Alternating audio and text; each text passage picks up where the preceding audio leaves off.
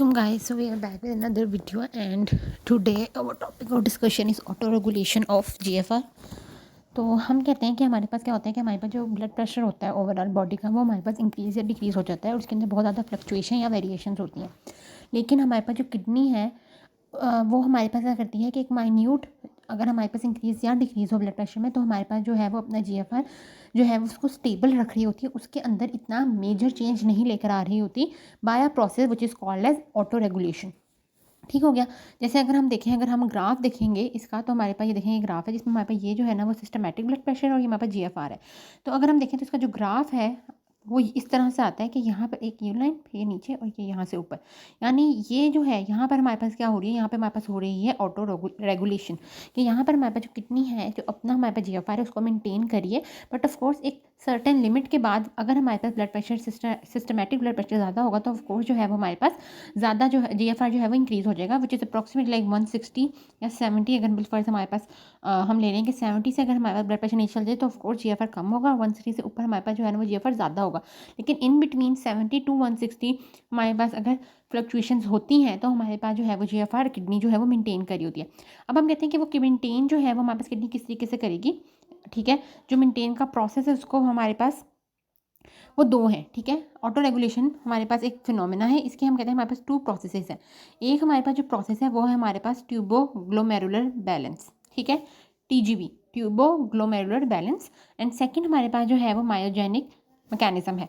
सबसे पहले हम जो है वो क्या करते हैं, हम ट्यूबोग्लोमेरुलर बैलेंस देखते हैं, फिर उसके बाद हम देखेंगे मायोजेनिक मैकेनिज्म हमारे पास जो है वो क्या होता है। ठीक हो गया। अब हम कहते हैं कि हमारे पास क्या होता है कि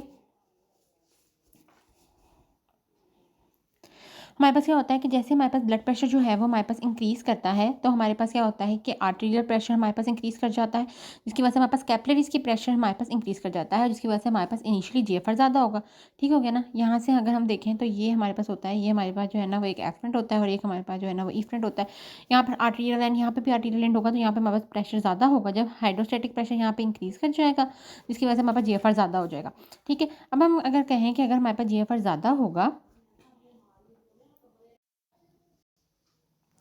ठीक हो गया। अगर हम यहाँ पे देखें तो अगर हमारे पास यहाँ पर क्या है, जब हमारे पास यहाँ पे GFR ज़्यादा हो जाएगा तो बहुत ज़्यादा हमारे पास क्या होगा कि फिल्ट्रेट जो है वो यहाँ से पास करने लग जाएगा और यहाँ से जो फिल्ट्रेट होगा वो बहुत ज़्यादा फास्टली हमारे पास जो है वो हमारे पास मूव करेगा। ठीक है।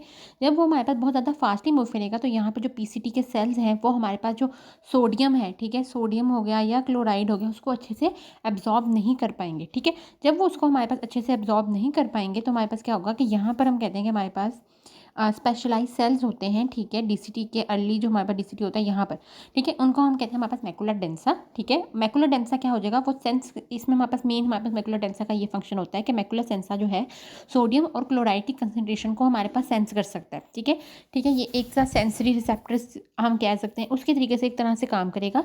और क्यों, जब हमारे पास फास्ट होगा फ्लो तो NaCl कम होगा, NaCl कम एब्जॉर्ब होगा, जिसकी वजह से हमारे पास फिल्ट्रेट के अंदर सोडियम और क्लोराइड दोनों ज़्यादा होंगे और हमारे पास क्या करेगा कि जो मैकुला डेंसा है वो इसको हमारे पास क्या करेगा, इसको हमारे पास सेंस कर लेगा कि अब हमारे पास यहाँ पे क्या है कि सोडियम और हमारे पास जो क्लोराइड है वो ज़्यादा है। ठीक है। जब उसने हमारे पास जो है वो देख लिया कि हमारे पास ज़्यादा है तो ये क्या करेगा, ये सेल्स जो होंगे वो हमारे पास रिलीज़ करेंगे वेजो एक्टिव सब्सटेंसेस डिफरेंट, जो हमारे पास एफरेंट आर्ट्रियोल की कॉन्स्ट्रिक्शन करवाएंगे। ठीक है। ताकि हमारे पास क्या हो कि हमारे पास कम रीनल का जो ब्लड फ्लो है वो कम हो जाए और जिसकी वजह से फिर GFR भी कम हो जाए। ठीक है। एफरेंट आर्ट्रियोल की उन्होंने कॉन्स्ट्रिक्शन करवानी है। इसके अलावा इन जो हमारे पास ये जो सेल्स होते हैं इनके अंदर हमारे पास जो है ना वो छोटे छोटे ग्रेन्यूल्स प्रेजेंट होते हैं जो कि हमारे पास रेनिन कंटेन कर रहे होते हैं।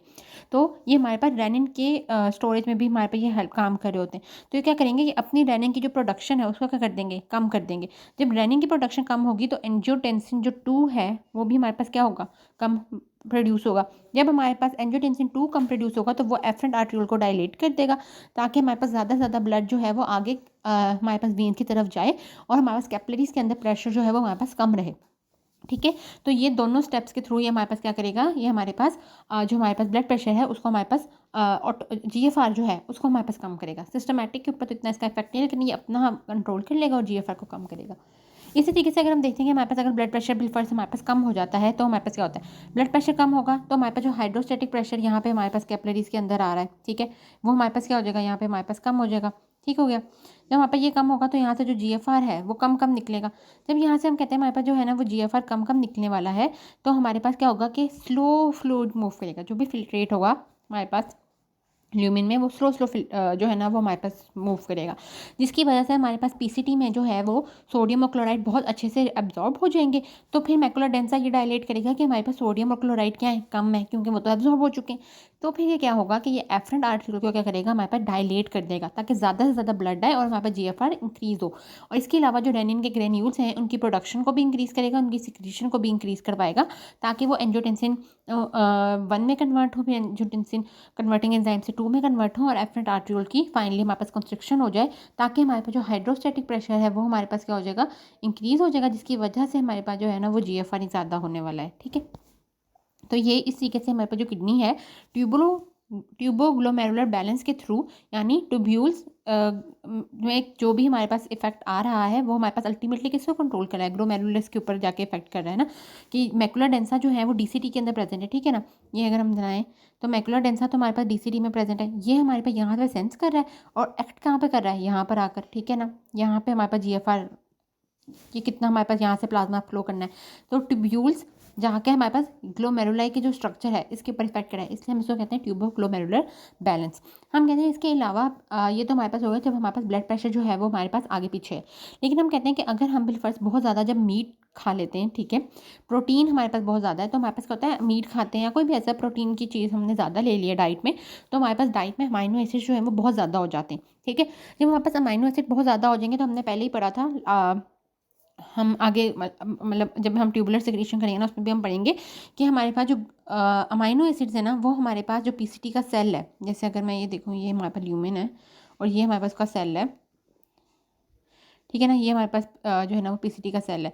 तो हम कहते हैं यहाँ पर जो है ना वो हमारे पास जो ट्रांसपोर्टर्स हमारे पास लगे होते हैं, हमारे पास जो सोडियम को अंदर लेके जा रहे होते हैं वही हमारे पास जो है ना वो अमाइनो एसिड्स को भी अंदर लेके जाएंगे। ठीक है, तो हम कहते हैं हमारे पास जो सोडियम और हमारे पास जो अमाइनो एसिड्स हैं ये हमारे पास इनकी क्या होती है, हमारे पास सेम पोर्ट होती है सेकेंडरी एक्टिव ट्रांसपोर्ट में। तो जितना हमारे पास अमाइनो एसिड्स जो हैं वो ज़्यादा होंगे उतना ही हमारे पास जो सोडियम है वो रीएब्जॉर्ब ज़्यादा हो जाएगा। ठीक है, रीएब्जॉर्ब होगा, जिसकी वजह से हमारे पास ट्यूब्यूल्स में हमारे पास सोडियम क्या हो जाएगा, वो हमारे पास कम हो जाएगा। ठीक है, तो हम कहते हैं कि हमारे पास मीट है, मीट हमने जब ज़्यादा लिया तो हमारे पास अमाइनो एसिड ज़्यादा हो गए, जिसकी वजह से हमारे पास रीअब्जॉर्प्शन जो है वो ज़्यादा होगी सोडियम की। ठीक है, तो हमारे पास सोडियम और क्लोराइड हमारे पास मैकुलर डेंसा कम करेगा सेंस, जिसकी वजह से वो हमारे पास क्या करेगा, जीएफआर को इंक्रीज़ करवा देगा। ठीक हो गया। इसके अलावा हम कहते हैं कि अगर हम ग्लूकोज भी लें तो ग्लूकोज भी हमारे पास अलॉन्ग विद द सोडियम ही हमारे पास रीअब्जॉर्ब होते हैं, तो इसमें भी हमारे पास अगेन सोडियम और क्लोराइड जो है वो कम हो जाएगा, जिसकी वजह से हमारे पास मैकुलर डेंसा जो है वो उसको सेंस करेगा कि हमारे पास सोडियम कम है और हमारे पास जीएफआर को इंक्रीज़ करवा देगा। ठीक हो गया। लेकिन हम कहते हैं कि अगर हमारे पास जो है ना वो मर्करी टॉक्सिसिटी, यानी किसी ने हमारे पास जो है ना वो मर्करी की पॉइजनिंग हो गई है उसको, या मर्करी वगैरह पी लिया, तो इसमें क्या होता है कि हमारे पास जो पीसीटी होता है ना वो ही डैमेज हो जाता है। जब हमारे पास सेल ही डैमेज हो जाएंगे तो हमारे पास रीअब्जॉर्प्शन जो है वो नहीं हो पाएगी। ठीक है, जब रीअब्जॉर्प्शन नहीं होगी तो हमारे पास बहुत ज़्यादा सोडियम और हमारे पास जो क्लोराइड है वो हमारे पास ज़्यादा होगा इन द फिल्ट्रेट, जिसकी वजह से मैकुलर डेंस जो है वो यही सेंस करेगा कि ये हमारे पास बहुत ज़्यादा है, तो वो एफरेंट आर्ट्रियोल को क्या करवाएगा, कॉन्स्ट्रिक्ट करवा देगा और इफरेंट को हमारे पास जो है वो डायलेट करवा देगा। ठीक हो गया, तो हमारे पास इस तरह से काम करेगा। अच्छा, ये सारी जो हमारे पास एग्जांपल्स थी वो हमारे पास क्या थी, ट्यूबोग्लोमेरुलर बैलेंस की, यानी ट्यूब्यूल में हमारे पास वो सेंस कर रहा है, ग्लोमेरुलाई पैक्ट कर रहा है। सेकेंड मैकेनिज्म जिसके थ्रू हमारे पास जो है वो किडनी ऑटो रेगुलेशन कर रही होती है वो हमारे पास होता है मायोजेनिक मैकेनिज्म। मैकेनिज्म की अगर हम बात करें तो ये मेनली हमारे पास तब एक्ट करता है जब हमारे पास ब्लड प्रेशर ज़्यादा होता है। तो जब हमारे पास ब्लड प्रेशर ज़्यादा होगा तो हमारे पास क्या होगा कि एफरेंट आर्ट्रियोल्स जो होती हैं, ठीक है, जहाँ से हमारे पास ब्लड एंटर हो रहा है कैपिलरीज के अंदर, वो हमारे पास क्या हो जाएंगी, वो हमारे पास स्ट्रेच हो जाएंगी, क्योंकि ऑफकोर्स ब्लड का प्रेशर ज़्यादा होगा।